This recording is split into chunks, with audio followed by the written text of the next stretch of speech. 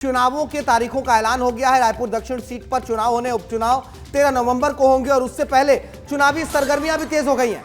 BJP और कांग्रेस के नेताओं से ब्राह्मण समाज के प्रतिनिधिमंडल ने मुलाकात की है। उपचुनाव में रायपुर दक्षिण विधानसभा सीट से ब्राह्मण प्रत्याशी बनाए जाने की मांग को लेकर ब्राह्मण समाज के प्रतिनिधिमंडल ने मुलाकात की है। ब्राह्मण समाज ने पूर्व प्रदेश अध्यक्ष धनेंद्र साहू, कांग्रेस के पूर्व प्रदेश अध्यक्ष है धनेंद्र साहू, उनसे मुलाकात की है, ज्ञापन सौंपा है।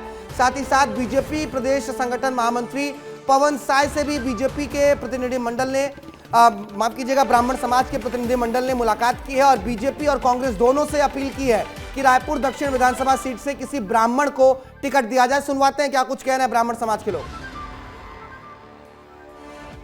इस बार क्या है, दक्षिण में ब्राह्मण प्रत्याशी उनके जनसंख्या को देखते हुए वहाँ हमारी जनसंख्या ब्राह्मण समाज की, सर्व ब्राह्मण समाज की 40,000 है। उसको देखते हुए हम लोग पूरे छत्तीसगढ़ ब्राह्मण समाज के प्रतिनिधि, हमारे सभी ब्राह्मण समाज के अध्यक्ष यहाँ कुशवाहा ठाकरे परिसर में पवन साय जी से मिलने आए हैं और टिकट की मांग करने आए हैं और लोग चाहते हैं कि वहाँ ब्राह्मण प्रत्याशी दक्षिण में होना चाहिए। ब्राह्मण कैंडिडेट कोई भी हो, जो पार्टी चाहती है जिस कैंडिडेट को उसको टिकट दे, उसको ब्राह्मण समाज जिताने के लिए संकल्पित है। तो ब्राह्मण समाज के प्रतिनिधि मंडल ने मुलाकात की है, कांग्रेस पार्टी से भी मुलाकात की है, बीजेपी के सामने भी अपनी मांगों को रखा है।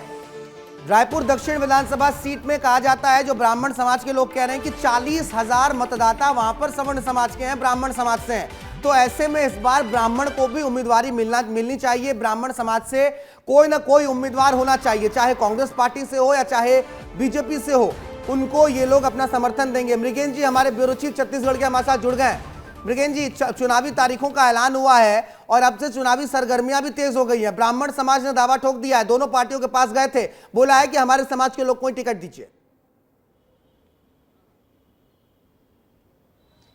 देखिए, जैसे जैसे चुनाव और नजदीक आएगा इस तरह का जो प्रेशर होता है वो बढ़ता जाएगा। अभी ब्राह्मण समाज के नेता गए थे, सर्व ब्राह्मण समाज के का प्रतिनिधिमंडल गया था और वो कह रहा था कि रायपुर दक्षिण से जो कैंडिडेट है वो ब्राह्मण समाज से बनाया जाए।